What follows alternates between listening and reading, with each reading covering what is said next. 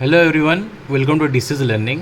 तो यहाँ OPSC recruitment calendar आपड़ देखिपे assistant executive engineer civil exam prelim test आपंकर डिसेम्बर 2024 हम एंड मेनटा आपंकर जून 2025 हम तो सफिसीयंट टाइम अच्छी।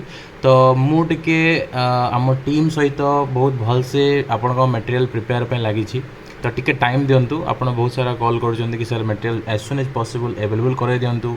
बहुत जन यहाँ भी कहते कि सर आप लास्ट ईयर जो मटेरियल दौले सेटा ही दे दिंतु किंतु टिके वेट करूँ मटेरियल को आउ टिके मॉडिफाई कराउछि आउ टिके बेटर कराउछि आपण मानक पे जमती गत थर जमती आपण माने बहुत जन सक्सेसफुल होते से मटेरियल टेस्ट सीरीज पढ़ी एथर भी आहरी भल माने आउ बेटर आम एफर्ट ताकू देकी आउ टिके बेटर वे रे मटेरियल प्रिपेयर करछु। तो से टिके वेट करूँ एंड ओसीएस पई भी आम मटेरियल तैयारी कोशिश करूँ स्पेशली मेन्स पई।